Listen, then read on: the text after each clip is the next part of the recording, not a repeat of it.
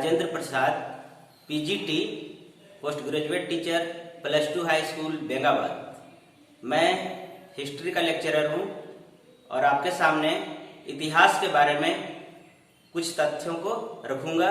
आप मेरे बोर्ड को देखेंगे और सिलसिलेवार ढंग से हम बढ़ते चलेंगे अपने सिलेबस की ओर। स्टूडेंट्स, 11th क्लास के हिस्ट्री और 12th क्लास के हिस्ट्री में बहुत अंतर है। 11th क्लास के हिस्ट्री को जहां हम एक तरीके से केवल यह मान करके चल रहे थे कि मुझे जस्ट 12th क्लास में प्रमोशन दिया जाएगा, वहीं पर 12th क्लास का हिस्ट्री आपके फ्यूचर को तय करेगा। तो सबसे पहले हम 12th क्लास के हिस्ट्री के सिलेबस को जानने का प्रयास करेंगे। साथ ही हम यह भी बताएंगे आपको कि हिस्ट्री किसे कहते हैं। हम इस अध्याय में आपको यह भी बताएंगे कि क्वेश्चन का पैटर्न क्या होता है, क्वेश्चन किस तरीके से पूछे जाते हैं। सबसे पहले हम यह बताते हैं आपको कि 12th क्लास के हिस्ट्री को कितने चैप्टर्स में या कितने सेक्शंस में बांट करके पढ़ना है। साथ ही हम यह भी बताएंगे कि हर एक पोर्शन का या हर एक यूनिट का मार्क्स का वेटेज क्या है। तो हम देखते हैं अपने ब्लैक बोर्ड की ओर और उसको समझने का प्रयास करते हैं। यहां पर हम देखेंगे इंडियन हिस्ट्री को, और इंडियन हिस्ट्री को हम मोटे तौर पर यहां 3 भाग में बांटते हैं। सबसे पहले एंशिएंट हिस्ट्री। एंशिएंट हिस्ट्री का मतलब प्राचीन भारत, ठीक है। प्राचीन भारत का इतिहास देखेंगे और इससे आपको कितने नंबर के प्रश्न पूछे जाएंगे? 25 मार्क्स के प्रश्न आएंगे। एंशिएंट हिस्ट्री से आपको 25 नंबर के प्रश्न पूछे जाएंगे। फिर हम आएंगे मेडिएवल हिस्ट्री। मेडिएवल हिस्ट्री मतलब मध्यकालीन भारत का इतिहास। हम यह भी आपको बताएंगे कि इतिहास का विभाजन 3 भाग में कैसे हुआ है या किस विद्वान ने किया है। एक एक करके हम लोग क्रमशः आगे बढ़ते जाएंगे। मेडिएवल हिस्ट्री से आपको 30 नंबर के प्रश्न पूछे जाएंगे फाइनल एग्जाम में। जो आपका एनुअल एग्जाम होगा झारखंड एकेडमिक काउंसिल के द्वारा या सीबीएसई के द्वारा जो एग्जाम होगा, उसमें मेडिएवल हिस्ट्री या मध्यकालीन इतिहास से आपको 30 नंबर के प्रश्न पूछे जाएंगे। साथ ही मॉडर्न इंडियन हिस्ट्री से, आधुनिक भारत के इतिहास से सबसे ज्यादा वेटेज दिया गया आधुनिक भारत के इतिहास को। और यहां पर हम देखेंगे कि 35 नंबर्स के प्रश्न आएंगे। 35 नंबर्स के प्रश्न आपको पूछे जाएंगे आधुनिक भारत के इतिहास से। उसके बाद सबसे इजी क्या है? मैप वर्क है, जिसमें आप 10 ला सकते हैं, 10 में 10 नंबर ला सकते हैं, ठीक है। तो यहां पर मैप वर्क है, 10 नंबर आप बहुत आसानी से ले सकते हैं। थोड़ा सा ध्यान देना है, केवल जिस सिलेबस को हम पढ़ते हैं, जिस चैप्टर को हम पढ़ते हैं, उसी चैप्टर पर फोकस करेंगे और उसके महत्वपूर्ण स्थल को एक एक चैप्टर को करेंगे, उसमें देखते जाएंगे तो बड़ी आसानी से 10 नंबर आएगा। तो इस तरीके से 25, 30, 35 और 10 टोटल कितने मार्क्स हो गए? फुल मार्क्स 100, ठीक है। और हम यह उम्मीद करते हैं सभी बच्चों से कि इतिहास में, हिस्ट्री में आप 80+ नंबर लाएंगे, क्योंकि हर एक सेक्शन बांटा गया है। आप क्वेश्चन का पैटर्न भी देखेंगे तो बहुत अच्छा लगेगा आपको, जहां पर आप मैथमेटिक्स की तरह नंबर ला सकते हैं। जैसे क्वेश्चन का पैटर्न क्या होता है? 15 मार्क्स का ऑब्जेक्टिव प्रश्न रहेंगे, एक एक नंबर के 15 प्रश्न रहेंगे। तो आप ये 15 में 15 ला सकते हैं, कोई नंबर नहीं कटेगा। 10 नंबर मैथ में ला सकते हैं, 25 हो गया। कुछ क्वेश्चन 2 नंबर के रहते हैं, इसको दो लाइन में इसे आप लिख सकते हैं। जैसे मौर्यकालीन इतिहास के स्रोत की बात करें, गुप्त कालीन इतिहास के स्रोत की बात करें, तो यहां पर आप 2 में 2 नंबर ला सकते हैं। कुछ प्रश्न आएंगे 5 नंबर के, 8 नंबर के। तो आपको यह देखना है कि जिस प्रश्न का मार्क्स का जितना वेटेज है उसका आंसर भी हमको उसी तरीके से करना है। ऐसा नहीं कि 2 नंबर के क्वेश्चन को 2 लाइन लिखें और 8 नंबर वाले को भी 2 लाइन लिखेंगे तो आपको नंबर आएगा? अच्छा नहीं आएगा। फिर आप कहेंगे कि इतिहास में नंबर बहुत कम आते हैं। ऐसी बात नहीं है। 2 नंबर को 2 लाइन में लिखना है, 3 लाइन में लिखना है, 5 नंबर वाले को 8-10 लाइन में लिखना है और 8 नंबर वाले क्वेश्चन को 1 से 1.5 पेज में लिखना है सही अक्षरों में। आपका हैंडराइटिंग भी बहुत मायने रखता है। आप उसको अंडरलाइन भी करेंगे, आप देखेंगे मैथमेटिक्स की तरह नंबर आएगा। हिस्ट्री से जरा भी डरने का आवश्यकता नहीं है। और खास करके हम देखते हैं गिरिडीह के शहरी क्षेत्रों में भी वैसे प्राइवेट स्कूल के बच्चे जो 10th तक तो सीबीएसई में पढ़ते हैं और वहां पर आपको फिर 12th करने के लिए आपके पास ऑप्शन नहीं होता है, क्योंकि केवल वहां पर फैकल्टी क्या चीज का होता है? साइंस का और कॉमर्स का। आर्ट्स फैकल्टी का हम देखते हैं कि अभाव होता है सीबीएसई या आईसीएसई स्कूलों में। तो हम लोग प्रयास कर रहे हैं कि आपको सभी बोर्ड वाले विद्यार्थियों को वो जैक के हो या सीबीएसई के हो या आईसीएसई के हो, बेहतर तरीके से आपको हम अपनी क्षमताओं का उपयोग करते हुए आपके तक पहुंचाने का हम प्रयास करते हैं। अब एक एक करके देखते हैं, ठीक है? तो सबसे पहले जब हम इतिहास की बात करेंगे तो यहां पर सबसे पहले क्या जानना होता है कि हम किस आधार पर इतिहास की बात करते हैं, किस स्रोत के आधार पर हम बात करते हैं। सोर्सेस ऑफ हिस्ट्री क्या है? क्या हर एक बीती हुई कहानियां इतिहास हो सकती हैं? नहीं हो सकती है। तो कैसी कहानियां, कैसी घटनाएं इतिहास में शामिल होते हैं? तो इतिहास में जो महत्वपूर्ण घटनाएं होते हैं उन्हीं को शामिल किया जाता है। मैं डेली स्कूल आता हूं पढ़ाने के लिए और चला जाता हूं, क्या यह इतिहास में शामिल होगा? नहीं होगा। आप डेली स्कूल आते हो और फिर चले जाते हो, अपने दोस्तों के साथ घूमते फिरते हो, तो क्या वो इतिहास होगा? नहीं होगा। इतिहास किसे कहते हैं? तो इतिहास महत्वपूर्ण घटनाओं का क्रमबद्ध अध्ययन है। History is a study of chronological event. घटनाओं का यानी महत्वपूर्ण घटनाओं का क्रमबद्ध अध्ययन को इतिहास कहते हैं। इतिहास की सामान्य परिभाषा हम लोग क्या देते हैं कि बीती हुई घटनाओं को इतिहास कहते हैं? नहीं, बीती हुई घटनाओं के जो महत्वपूर्ण पार्ट हैं उसको इतिहास में शामिल करते हैं। जैसे सम्राट अशोक के बारे में हम लोग पढ़ते हैं, चंद्रगुप्त मौर्य के बारे में पढ़ते हैं, समुद्रगुप्त के बारे में पढ़ते हैं, चंद्रगुप्त द्वितीय के बारे में पढ़ते हैं। मेडिएवल हिस्ट्री में अकबर के बारे में पढ़ते हैं, अलाउद्दीन खिलजी की बाजार नीति को पढ़ते हैं, मोहम्मद बिन तुगलक की नीतियों को पढ़ते हैं। वहीं पर मॉडर्न हिस्ट्री में हम जब बात करेंगे तो सिपाही विद्रोह से, सिपाही म्यूटनी से 1857 का रिवॉल्ट वहां से शुरू करते हैं, क्योंकि ये सब घटनाएं जो हैं वो एक टर्निंग पॉइंट है। बहुत बड़ा परिवर्तन आपको दिखेगा आने वाले समय में, ठीक है? बहुत बड़ा परिवर्तन आपको ये सब घटनाएं दिखाते हैं। इसलिए इतिहास क्या है? महत्वपूर्ण घटनाओं का क्रमबद्ध अध्ययन है।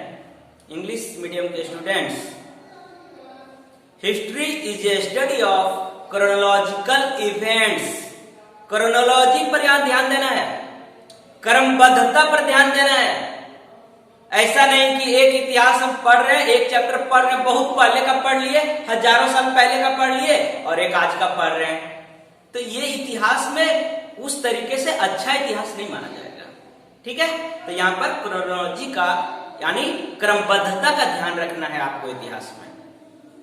आज पहला क्लास है तो बेसिक चीज भी हम लोग थोड़ा सा जानेंगे कि ऐतिहासिक काल किसको कहते हैं, ठीक है? ऐतिहासिक काल किसको कहते हैं, इसको भी थोड़ा सा हम लोग को समझने की आवश्यकता है। फिर हम लोग चैप्टर की बात करेंगे। आप ये सब बेसिक कॉमन चीजें जो हैं उसको समझ लेंगे तो उधर आपको समझने में बहुत आसान होगा। जैसे एग्जाम्पल के लिए यहां पर ऐतिहासिक काल को भी हम 3 भाग में बांट करके देख सकते हैं। ठीक है, पहला प्री हिस्टोरिक पीरियड, ठीक है, पूर्व ऐतिहासिक काल, प्रोटो हिस्टोरिक पीरियड, आद्य ऐतिहासिक काल, और हिस्टोरिक पीरियड, ऐतिहासिक काल। प्री हिस्टोरिक पीरियड किसे कहते हैं?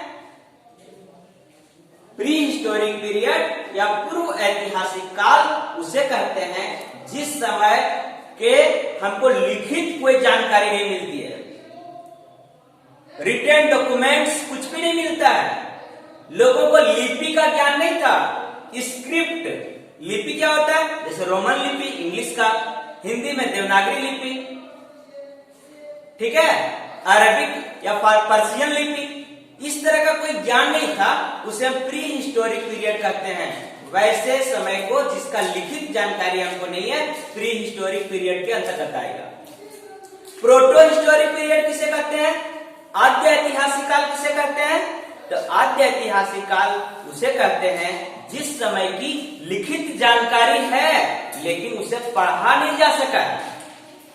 ठीक है, तो सिंधु घाटी सभ्यता इसमें आता है। इंडस वैली सिविलाइजेशन को हम प्रोटो हिस्टोरिक पीरियड के अंतर्गत रखते हैं, क्योंकि उस समय की लिपि स्क्रिप्ट है, लिखी हुई है, लेकिन उसे अभी तक नहीं पढ़ा जा सका है। इससे संबंधित एक प्रश्न आते हैं, 2 नंबर के प्रश्न आते हैं कि सिंधु घाटी सभ्यता के बारे में हमें कम जानकारी क्यों है। तो इसका सबसे बड़ा कारण क्या है कि उस समय का लिपि को पढ़ा नहीं जा सकता है। पिक्टोग्राफिक लिपि थी, भाव चित्रात्मक लिपि थी, चित्र के माध्यम से लिपि को व्यक्त किया जाता था और लोग अनुमान लगा सकते हैं, पढ़ नहीं सकते हैं। इसलिए सिंधु घाटी सभ्यता के बारे में हमें कम जानकारी है। ठीक है, अब आता है हिस्टोरिक पीरियड, ऐतिहासिक काल। ऐतिहासिक काल किसको कहते हैं? तो ऐतिहासिक काल उसको कहते हैं जिसके समय का लिखित लिपि हो और उसे पढ़ा भी जा सके, रिटन डॉक्यूमेंट्स हैं और उसको हम पढ़ सकते हैं, उसी को हम हिस्टोरिक पीरियड के अंतर्गत शामिल करते हैं। ओके, यहां तक समझ रहे हो? प्री हिस्टोरिक पीरियड कोई लिखित जानकारी नहीं है, प्रोटो हिस्टोरिक पीरियड लिखित जानकारी है लेकिन उसे पढ़ा नहीं जा सका है, और हिस्टोरिक पीरियड लिखित जानकारी है और उसे हम पढ़ भी सकते हैं। जैसे सिंधु घाटी सभ्यता के बाद भारतीय इतिहास में हम लोग वैदिक काल पढ़ते हैं। वैदिक काल सब पढ़ा जा सका है, यानी जब वेदों की रचना हुई 1500 ईस्वी पूर्व से लेके 1000 ईस्वी पूर्व तक ऋग्वेद की रचना हुई, और ऋग्वेद को हम पढ़ते हैं आज, जो भारतीय इतिहास के उस समय के जानकारी का महत्वपूर्ण साधन है। फिर लेटर वैदिक पीरियड, उत्तर वैदिक काल, जिस समय 3 अन्य वेदों की रचना हुई, उसको हम पढ़ सकते हैं, सामवेद, आयुर्वेद, अथर्ववेद, तो सारी जानकारी है हमें। इसलिए इंडस वैली सिविलाइजेशन के बाद भारतीय इतिहास में जो काल आता है उसे हम हिस्टोरिक पीरियड के अंतर्गत रखते हैं। ओके, समझ रहे हैं? अब एक चीज यहां पर थोड़ी जानकारी के लिए आपको बता देता हूं केवल, क्योंकि इतिहास आप पढ़ेंगे तो कोई भी ये सामान्य प्रश्न आपसे पूछ सकता है। फादर ऑफ हिस्ट्री किसे कहते हैं? पूछ सकता है कोई भी ये प्रश्न, और जानना भी चाहिए इतिहास के विद्यार्थी को। तो हेरोडोटस महत्वपूर्ण वैज्ञानिक, महत्वपूर्ण लेखक, जिसने हिस्टोरिका नामक किताब लिखी है, जिसे हम फादर ऑफ हिस्ट्री कहते हैं। Father of history Herodotus.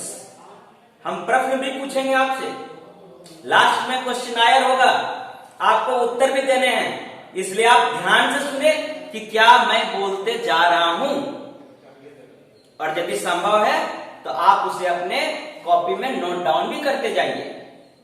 ठीक है, और आपको कोई क्वेरी होगा तो आप हमें पूछ भी सकते हैं, मेरे व्हाट्सएप नंबर दिए हुए रहेंगे। ठीक है, तो यहां पर क्या क्या चीजें हम जान रहे हैं। इंडियन हिस्ट्री को हम 3 पार्ट में बांट करके देख रहे हैं। हिस्ट्री को हम 3 पार्ट में बांट करके देख रहे हैं। ठीक है, अब हम आगे बढ़ते हैं अपने चैप्टर की ओर। ठीक है, सबसे पहले यह हमें जानना है कि सोर्सेस ऑफ हिस्ट्री क्या होता है, इतिहास के स्रोत क्या होते हैं। सोर्सेस ऑफ हिस्ट्री ऐसे अंदाजे में हम कुछ नहीं कर सकते हैं। इतिहास में वही बात शामिल किए जाते हैं जिनके साक्ष्य हों, जिनके एविडेंस हों, और एविडेंस के आधार पर इतिहास को लिखा जाता है। ठीक है, एविडेंस, प्रूफ, साक्ष्य, इसके आधार पर ही हम इतिहास का वर्णन कर सकते हैं। और इतिहास का अर्थ ही होता है ऐसा ही था। ऐसा ही था हम कैसे कहेंगे, अपने सोर्स के आधार पर कहेंगे। हाँ, ये हो सकता है कि इतिहास के अलग अलग विद्वानों की राय अलग अलग हो सकती है, थोड़ी बहुत अंतर करेगी, लेकिन पूरा अंतर नहीं होगा। इतिहास के विद्वानों के विचारों में विभिन्नताएं हो सकती हैं उनके अलग अलग स्रोतों के आधार पर, लेकिन पूर्णतः अलग विचार नहीं हो सकते हैं। ठीक है, तो यहां पर हम बात करेंगे सोर्सेस ऑफ हिस्ट्री की। सोर्सेस ऑफ हिस्ट्री के अंतर्गत, इतिहास के स्रोत के अंतर्गत इसे हम 2 भागों में बांट करके देखेंगे। और वो 2 भाग क्या है, आर्कियोलॉजिकल सोर्सेस और लिटरेचर सोर्सेस, यानी पुरातात्विक स्रोत और साहित्यिक स्रोत। अब आपके सामने यह प्रश्न आ रहा होगा कि आर्कियोलॉजी के अंतर्गत क्या रखते हैं और लिटरेचर के अंतर्गत क्या रखते हैं। बहुत इजी है, बहुत इजी है। आर्कियोलॉजिकल सोर्सेस के अंतर्गत, पुरातात्विक स्रोत के अंतर्गत हम बताते हैं पुरातत्व। पुरातत्व, ठीक है, पुरातत्व, इसे 2 भागों में बांट देते हैं, बहुत इजी से समझ में आ जाए आपको। पूरा और तत्व। तो पूरा का मतलब प्राचीन, एंशिएंट, और तत्व का मतलब वस्तु, सामग्री। ठीक है, प्राचीन वस्तु में, प्राचीन वस्तु में जो हमें प्राप्त होते हैं खुदाई के माध्यम से। ठीक है, कहां खुदाई, जमीन के अंदर की खुदाई या कहीं प्राप्त भी हो गया प्राचीन वस्तु में। और भारत में एक संस्था है आर्कियोलॉजिकल सर्वे ऑफ इंडिया, भारतीय पुरातत्व विभाग। आप पढ़ेंगे कि कनिंघम को, जब यहां पर अंग्रेजों का शासनकाल था, तो कनिंघम जो थे उसे पुरातत्व का जनक कहा जाता है। पुरातत्व का जनक लॉर्ड कनिंघम को कहा जाता है। और उन लोगों का काम था कि खुदाई करना। अब खुदाई करने के वक्त बहुत सारे चीजें मिल जाते हैं जमीन के नीचे से, तो वही सब चीजों को पुरातत्व के अंतर्गत शामिल किए जा सकते हैं। जैसे क्या क्या मिल सकता है, बिल्डिंग्स मिल सकते हैं, मॉन्यूमेंट्स मिल सकते हैं, क्वाइंस मिल सकते हैं, ठीक है, मूर्तियां मिल सकती है। तो ये सारे चीजों को हम पुरातत्व के अंतर्गत रखते हैं, आर्कियोलॉजी के अंतर्गत रखते हैं। आर्कियोलॉजिकल सर्वे ऑफ इंडिया उससे ऐतिहासिक लोगों को, यानी इतिहास से संबंधित विद्वानों को ले जाते हैं और उसके आधार पर, जैसे किसी के समय में सोने के सिक्के मिल गए, तो ये कह सकता है इतिहास के विद्वान लोग कि उस समय के राजा का शासन बहुत अच्छा था, इसलिए गोल्ड कॉइन मिल गया। ऐसी संभावनाएं बनती है कि सोने के सिक्के हैं, मतलब राज्य की स्थिति बहुत अच्छी होगी। किसी के सिक्के पर देवी देवताओं की मूर्तियां हैं, लक्ष्मी की भी मूर्ति है, शिव की मूर्ति है, तो ये कह सकते हैं कि उस समय के जो लोग थे, उस समय का जो शासक था, वो धार्मिक विचारों से प्रभावित था। समुद्रगुप्त के सिक्के पर वीणा बजाते हुए दिखाया गया है, तो इससे हम बता सकते हैं कि समुद्रगुप्त संगीत का प्रेमी व्यक्ति था।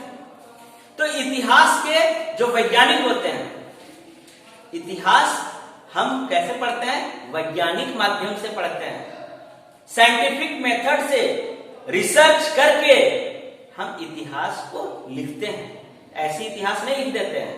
ठीक है, तो ये सारे चीज बिल्डिंग्स, क्वाइंस, मॉन्यूमेंट्स, ठीक है, मूर्तियां, ये सारे चीजों को हम आर्कियोलॉजी के अंतर्गत रखते हैं और ये बहुत ऑथेंटिक स्रोत माने जाते हैं। इसमें आसानी से मैनिपुलेशन नहीं हो सकता है, इसमें आसानी से कोई चीज हम परिवर्तन नहीं कर सकते हैं।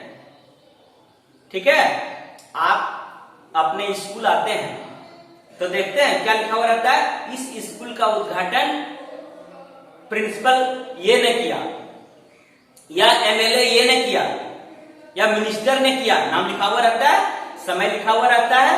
अब आज से मान लो 100 साल बाद वो जमीन के नीचे में दब गया और मिला, तो हम कह सकते हैं ना कि ये बिल्डिंग का निर्माण कब हुआ होगा, क्योंकि उस शिलापट में नाम भी, ईस्वी नाम भी लिखा हुआ रहता है।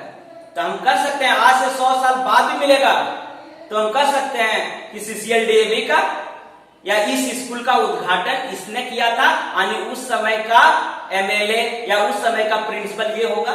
ये भी मेरा एक सोर्सेस ऑफ इंडियन हिस्ट्री या सोर्सेस ऑफ हिस्ट्री के अंतर्गत शामिल होगा, आर्कियोलॉजिकल सोर्सेस ऑफ के अंतर्गत ये शामिल होगा।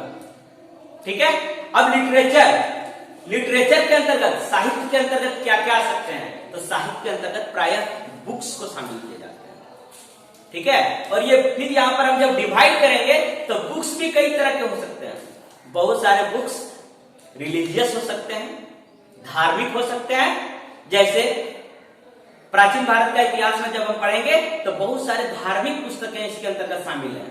जैसे बौद्ध ग्रंथ, बौद्ध धर्म यानी गौतम बुद्धा के समय का ग्रंथ बहुत सारे मिल जाएंगे। जैन ग्रंथ, महावीर स्वामी के समय का, पारसनाथ जो आपके बगल में है उनके समय का बहुत सारे सोर्स हमको मिल जाएंगे। जब हम हिंदू धर्म ग्रंथों की बात करेंगे तो ऋग्वेद, महाभारत, रामायण, ये सब मिल जाएंगे आपको। और बहुत सारे किताब ऐसे होते हैं जो धर्मेत्तर होते हैं, यानी जिसका धर्म से उतना लेना देना नहीं होता है, उसको धर्मेत्तर बोलते हैं। धर्म से इतर यानी धर्म से हट करके लिखा गया है।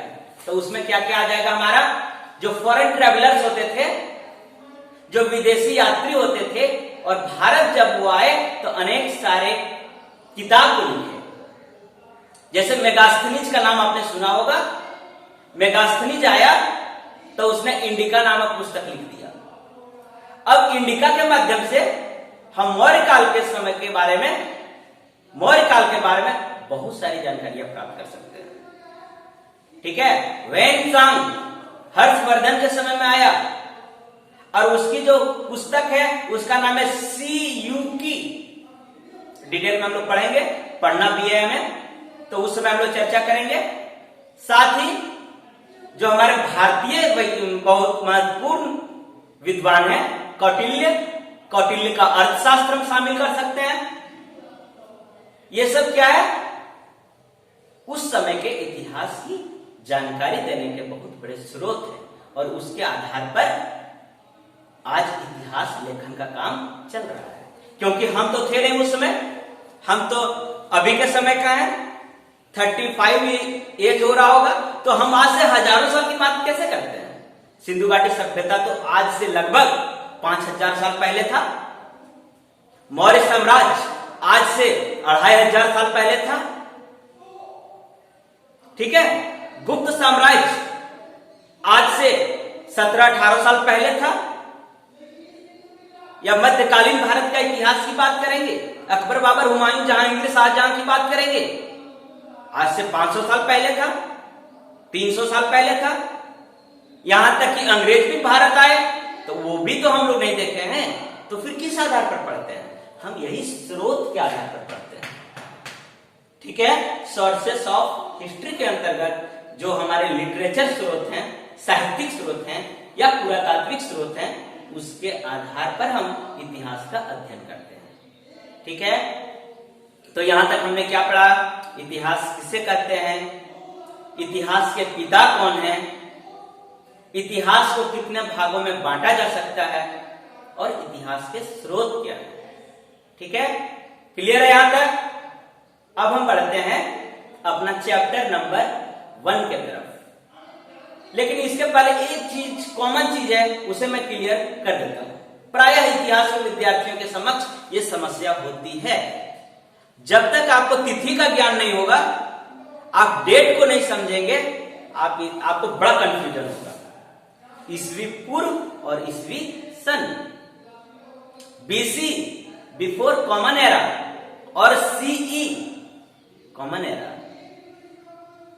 एडी या बीसी, ईसवी सन को हम एडी भी कहते हैं, एनो डोमिनी या सीई कॉमन एरा। ठीक है, एक मिनट।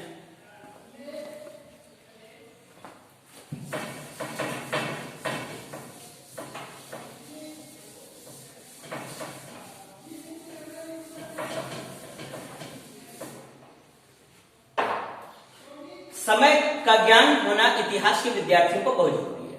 आपको प्रायः कंफ्यूजन होगा, लोग ग्रेजुएट कर गए हैं लेकिन एडी और बीसी में कंफ्यूजन हो जाएगा।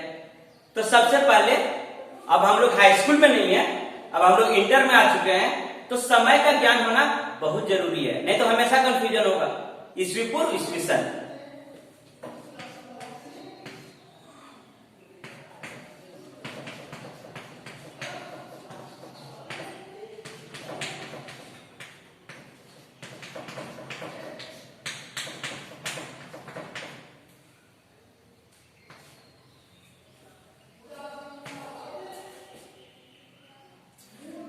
बिफोर कॉमन एरा, ईसा पूर्व या ईसवी पूर्व, यानी ईसा मसीह के जन्म से पहले के समय को हम ईसा पूर्व कहते हैं।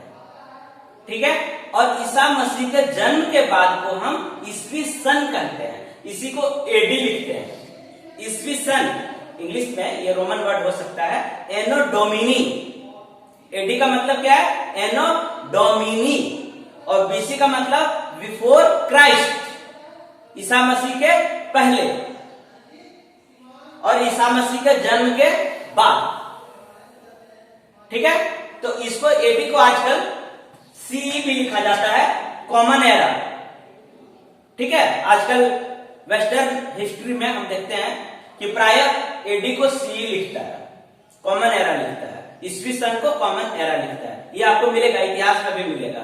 ठीक है, एक उदाहरण दे देता हूं, मैं केवल समझा देता हूं। जैसे आपको सम्राट अशोक का एक उदाहरण केवल दे रहा हूं, या इंडस वैली सिविलाइजेशन का टाइम को लेकर भी बता देते हैं। इंडस वैली सिविलाइजेशन का टाइम जो है, क्या उसका समय था, कब सिंधु घाटी सभ्यता थी अस्तित्व में, तो इसके बारे में जो हम लोग एक ऑथेंटिक स्रोत मानते हैं, विद्वानों का अलग अलग राय है, लेकिन एक ऑथेंटिक स्रोत हम लोग मानते हैं कार्बन 14 डेटिंग सिस्टम को, कार्बन 14 समय निर्धारण पद्धति। ये एक्चुअली केमिस्ट्री का वर्ड है।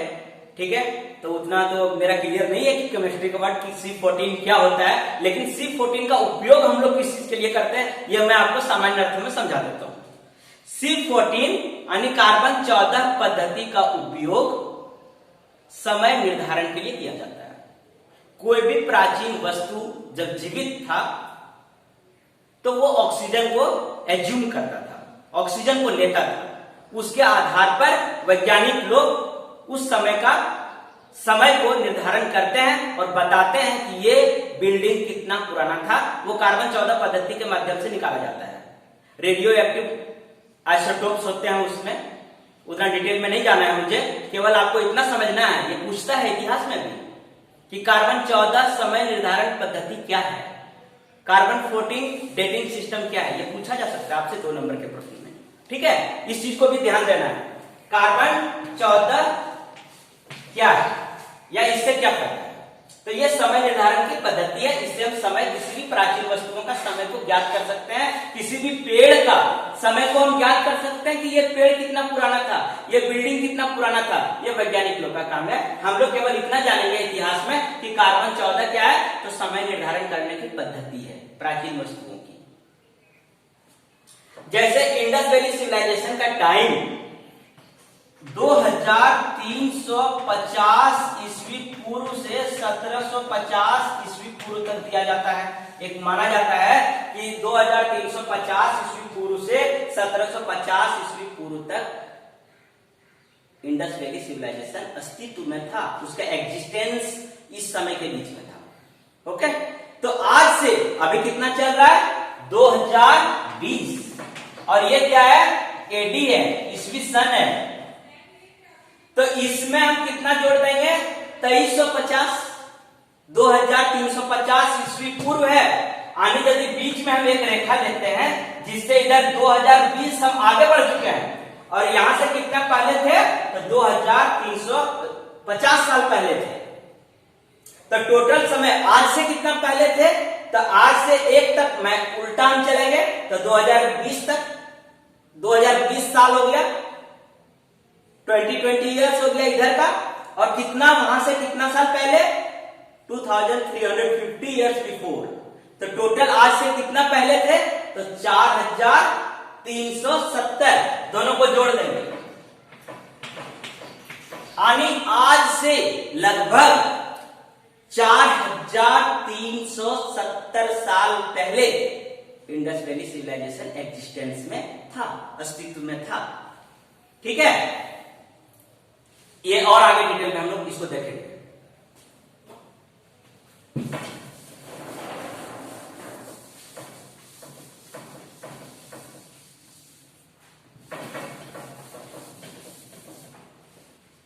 अब हम अपना जो हमें पढ़ना है उस पर हम आते हैं, टू द पॉइंट आते हैं। पहला टॉपिक 12th क्लास के हिस्ट्री का पहला टॉपिक क्या है, ब्रिक्स, बीट्स एंड बोन्स। बड़ा टफ लग रहा होगा आपको कि ये क्या क्या दे दिया है। ब्रिक्स ईंटें, बीट्स मनके, एंड बोन्स हड्डियां। चैप्टर का नाम ही सुनकर के आपको लग रहा होगा कि हम क्या पढ़ने जा रहे हैं, लेकिन उसके नीचे आप देखते होंगे क्या लिखा हुआ है ब्रैकेट में, या ऐसे भी क्या लिखा हुआ है, हड़प्पा सभ्यता।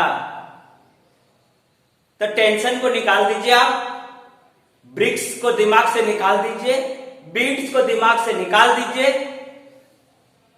और बोन्स को भी दिमाग से निकाल दीजिए। जब हम हड़प्पा सिविलाइजेशन पढ़ाएंगे आपको, जब हम शुरुआत करेंगे, तब उस समय ये तीनों चीज को उसमें शामिल कर देंगे, तब आपको लगेगा कि ये बीट्स क्या था, ये ब्रिक्स क्या था, और ये बोन्स क्या है। ठीक है, एकदम जरा सा भी टेंशन लेने की आवश्यकता नहीं है। हड़प्पा सिविलाइजेशन पर हम डायरेक्ट आते हैं, हड़प्पा सभ्यता पर आते हैं डायरेक्ट। ठीक है, जरा सा भी दिक्कत नहीं होगा आपको। हड़प्पा सभ्यता समझेंगे, उसके बाद फिर हम ईंटें, मोतियां या मनके और हड्डियों को समझेंगे। ओके,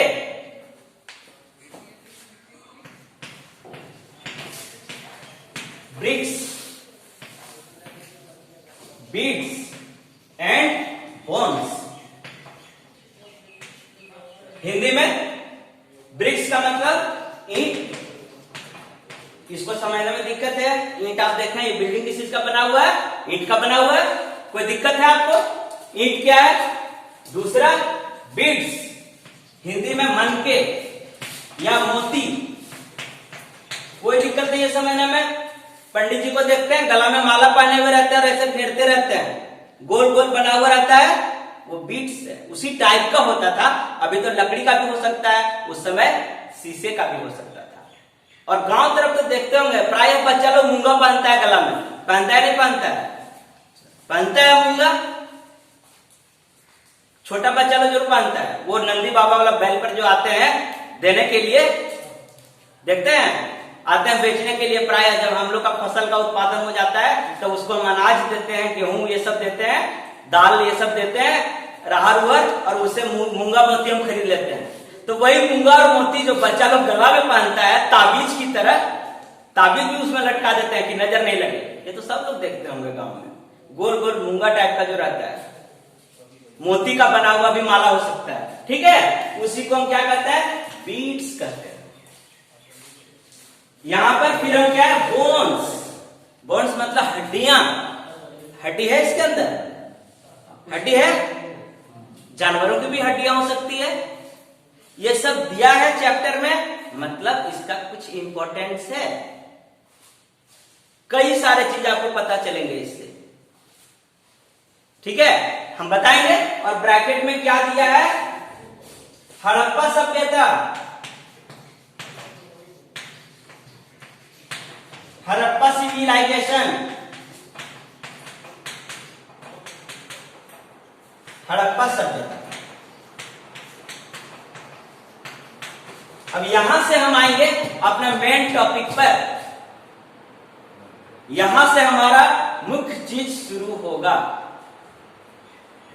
आप देखेंगे किताब में आपको मिलेगा कि हड़प्पा सभ्यता भी लिखा हुआ है, हड़प्पन सिविलाइजेशन भी लिखा हुआ है, और सिंधु घाटी सभ्यता भी लिखा हुआ है, इंडस वैली सिविलाइजेशन भी लिखा हुआ है। अब तो आपका दिमाग पूरा और कंफ्यूज हो जाता होगा कि हम लोग को पढ़ना क्या है, सिंधु घाटी सभ्यता पढ़ना है या फिर हड़प्पा सभ्यता पढ़ना है।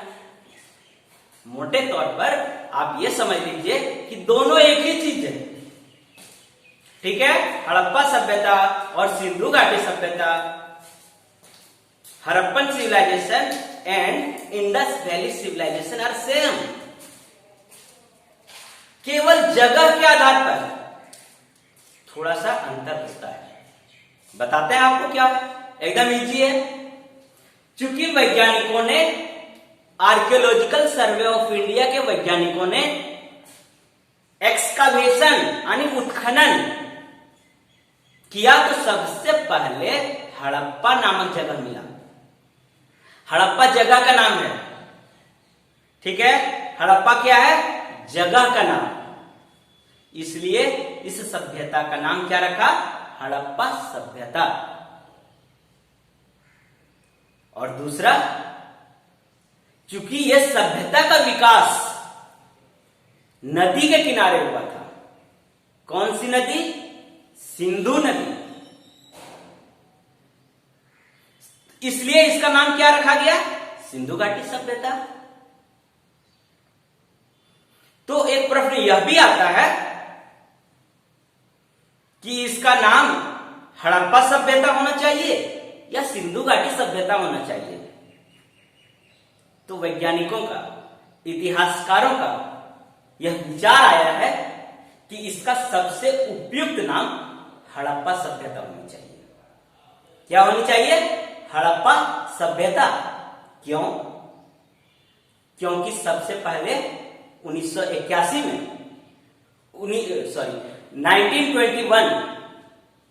1921 ईस्वी में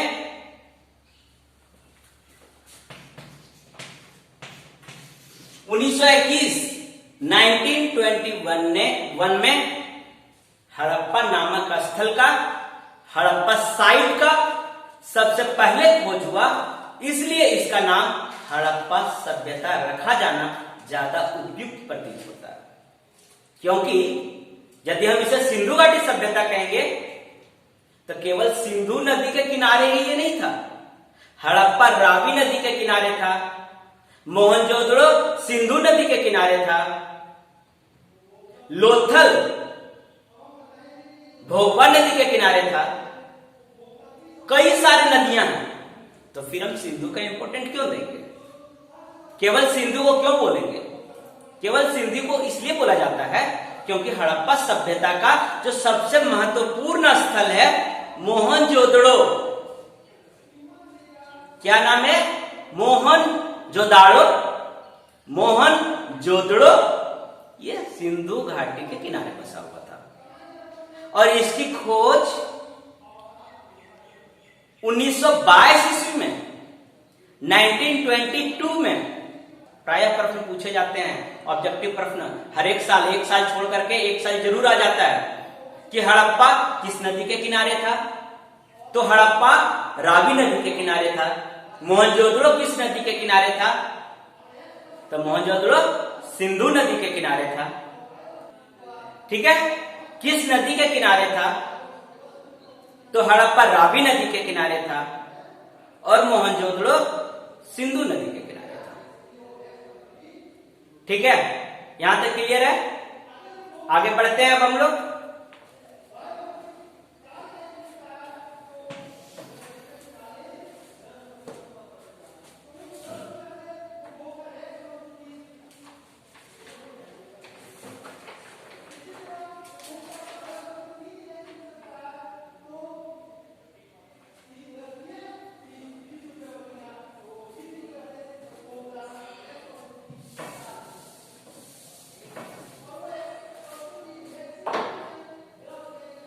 अब इसका लोकेशन हम लोग समझते हैं। लोकेशन, बहुत नाम सुन सुन के आप लोग को थोड़ा सा बोरिंग लग रहा होगा कि ये सब जगह कहां था। आपके मन में आ रहे होंगे प्रश्न कि ये सब जगह आखिर था कहां पर। ठीक है, तो उसके लिए चिंतित होने की बात नहीं है। बहुत इजी वे में हम लोग इसका विस्तार को देख लेते हैं, कहां कहां तक ये फैला था। आपको तुरंत समझ में आ जाएगा कि हम लोग किस जगह की बात कर रहे हैं। पहले इसका हम लोग विस्तार देखते हैं, एक्सटेंशन देखते हैं, कहां तक इसका विस्तार है।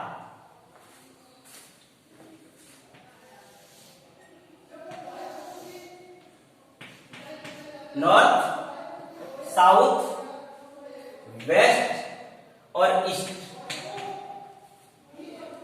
दिशाओं का ज्ञान तो हमें होगा, डायरेक्शन का। ठीक है, तो दिशाओं का ज्ञान है तो हम समझते हैं उसको कि उत्तर में कहां तक था, नॉर्थ में कहां तक था। तो भारत का उत्तरी भाग में क्या है, सबसे ऊपर में क्या है, जम्मू एंड कश्मीर। तो जम्मू एंड कश्मीर का किस जगह, मांडा।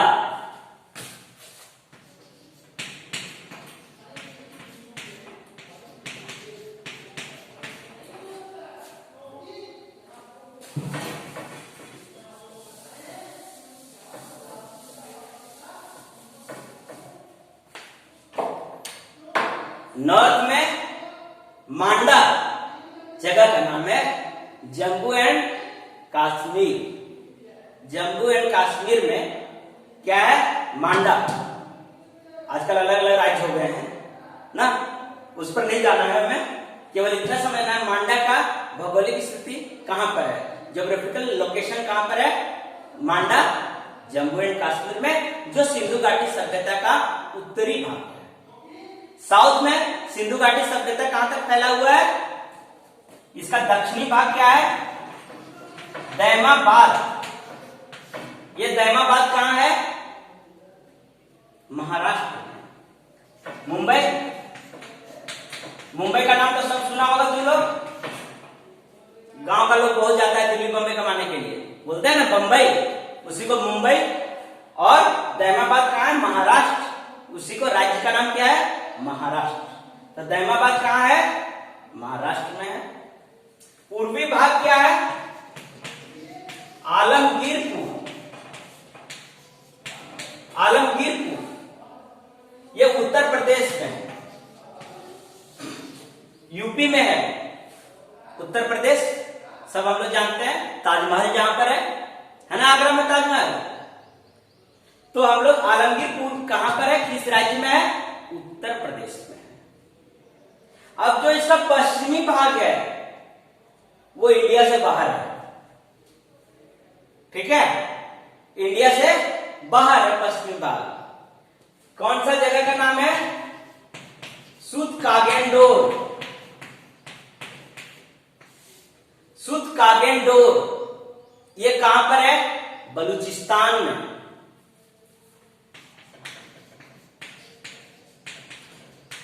बलूचिस्तान में है, यानी पाकिस्तान में है।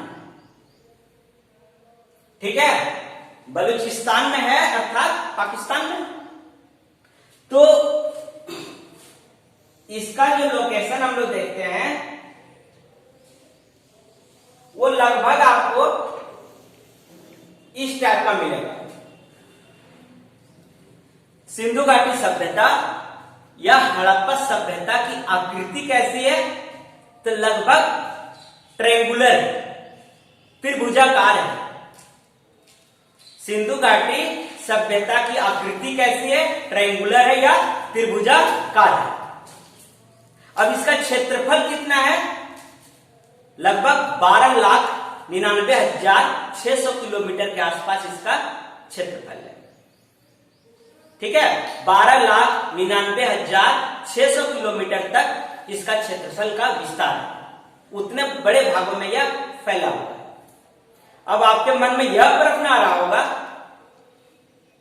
कि तो ये पाकिस्तान वाला हम लोग क्यों पढ़ रहे हैं? मन में आ रहा होगा प्रश्न, क्योंकि हम लोग प्राचीन भारत का इतिहास पढ़ रहे हैं। और जब 1921 ईस्वी में हड़प्पा सभ्यता का खोज हुआ तो उस समय तो पाकिस्तान और भारत तो एक साथ था, अफगानिस्तान भी था अशोक सम्राट के समय में। यह सारा पार्ट एक साथ था और आजादी तो हमें 1947 ईस्वी में मिली। तो हड़प्पा सभ्यता की समग्र जानकारी के लिए लगभग 90% इसका जो क्षेत्र है, लगभग 90%, किसी किताब में 80 भी मिल सकता है आपको, लगभग 90% जो क्षेत्र है वो पाकिस्तान और अफगानिस्तान के हिस्से में चले गए। और रेस्ट भाग जो बचा भारत में बहुत कम है, बहुत कम स्थल है सिंधु घाटी सभ्यता के भारत में। और महत्वपूर्ण स्थल आपको राजस्थान में मिल जाएंगे, गुजरात में मिल जाएंगे, उत्तर प्रदेश में कुछ मिल जाएंगे, जम्मू कश्मीर में कुछ आपको मिल जाएंगे। बहुत कम हिस्से इसके भारत में रहे शेष है, अधिकतर भाग पाकिस्तान में चला गया। लेकिन हमको इस सभ्यता की समग्र जानकारी के लिए, पूरी जानकारी के लिए हमें पूरा पढ़ना है। और यहां पर ही मोहनजोदड़ो और हड़प्पा ये सब शामिल है, उधर ही पास में पाकिस्तान में ही है। लेकिन पूरी जानकारी के लिए हमको 12,99,600 स्क्वायर फीट के बारे में पढ़ना है, यानी समग्र जानकारी हमको पढ़ना है। अब क्या क्या हमको जानकारी मिलेगी? जानकारी हमें यह मिलेगी कि सिंधु घाटी सभ्यता के लोगों की सामाजिक जीवन कैसे थे, सोशल लाइफ उनका कैसा था, आर्थिक स्थिति कैसी थी, इकोनॉमिक कंडीशन कैसा था, इकोनॉमी के बारे में पढ़ेंगे, धार्मिक स्थिति पढ़ेंगे, रिलीजियस कंडीशन पढ़ेंगे, व्यापार एवं वाणिज्य पढ़ेंगे। ठीक है, ये सारे चीज को, उसका टाउन प्लानिंग सबसे महत्वपूर्ण है। हड़प्पन सिविलाइजेशन का सबसे महत्वपूर्ण भाग उसकी नगर नियोजन प्रणाली है। और हम क्या कहते हैं? सिंधु घाटी सभ्यता कैसी सभ्यता थी? नगरीय सभ्यता थी। नगर था, वहां टाउन था, क्योंकि हर एक वहां की जो सड़कें होती थी वो काफी चौड़ी होती थी और एक दूसरे को समकोण पर काटती थी। 90 डिग्री पर वहां की सड़कें हुआ करती थी। ठीक है, 90 डिग्री पर वहां की सड़कें एक ऐसे होती थी और इधर घर होता था इस टाइप से। तो टाउन प्लानिंग को पहले समझना, बहुत इंपॉर्टेंट प्रश्न है, प्रायः पूछा जाता है। हड़प्पा सभ्यता की हड़प्पा सभ्यता को नगरीय सभ्यता क्यों कहते हैं? तो आपको बताना पड़ेगा नगर किसको कहते हैं। आपको मैं झारखंड से उदाहरण दे देता हूं। आप यदि जमशेदपुर को देखेंगे, जमशेदपुर के शहरी क्षेत्र का बनावट, बोकारो स्टील सिटी का नाम सुने हैं? बोकारो गिरिडीह के बगल में बोकारो के शहरी क्षेत्रों का बनावट आपको अलग लगेगा। और आप गिरिडीह का देख लीजिए तो यहां का शहरी क्षेत्र का बनावट क्या है? अलग है। यहां पर किसी का कच्चा मकान है, किसी का 2 तल्ला है, किसी का 3 तल्ला है, 3rd फ्लोर तक है, 4th फ्लोर तक है नहीं है? अंतर लगता है ना, एक वेरिएशन। पानी बहुत आया तो ऐसा होता है प्रायः कि पानी सड़कों पर आ गया।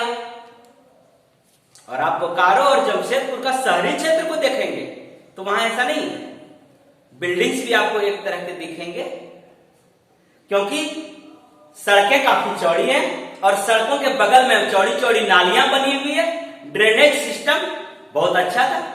तो सिंधु घाटी सभ्यता भी क्या था, प्लान करके सिटी को बनाया था।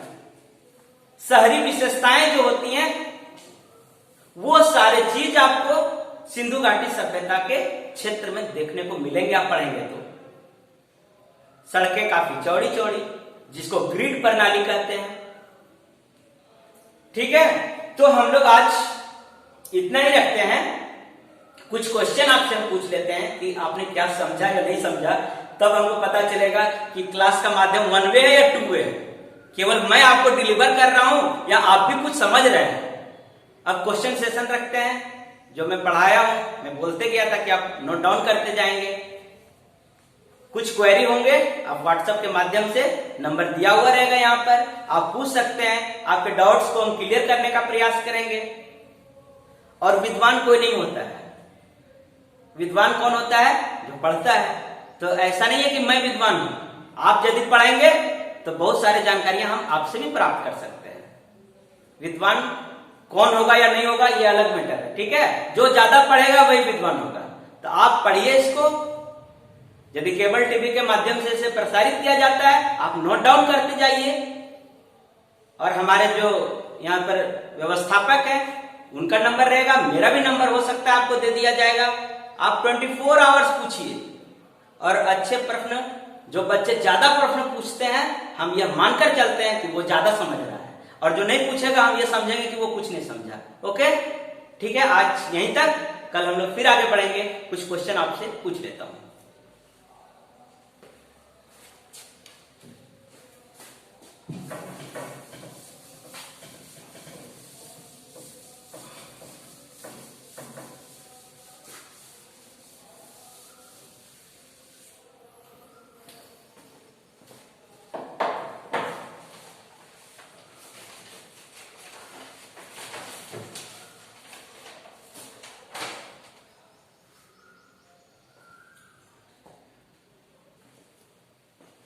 बच्चों एक चीज नोट डाउन कर लें कि 1921 ईस्वी में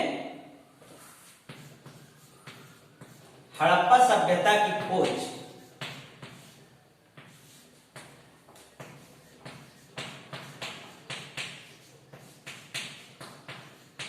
दयाराम साहनी द्वारा और 1922 में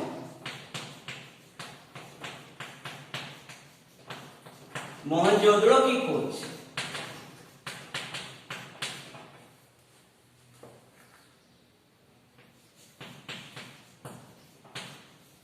राखल दास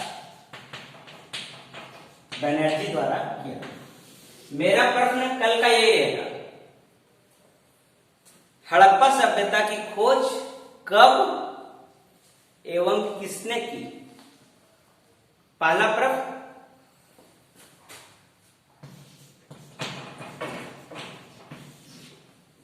होमवर्क में लिख रहा हूं, XW है। क्वेश्चन नंबर 1, हड़प्पा सभ्यता की खोज किसने की? क्वेश्चन नंबर 2, हड़प्पा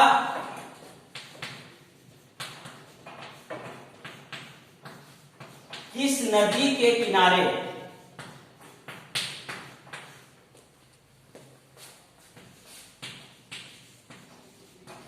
अवस्थित था?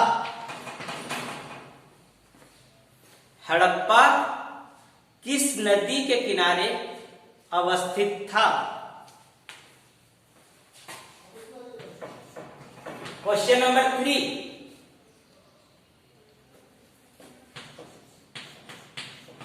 पुरातत्व विभाग का जनक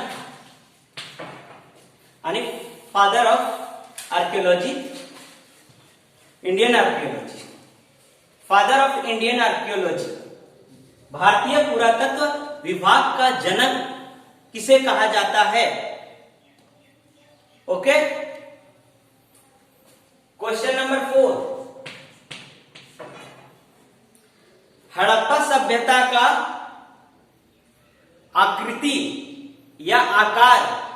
कैसा था? अभी मैंने बताया था आपको कि हड़प्पा सभ्यता की आकृति कैसी है। Question number 5,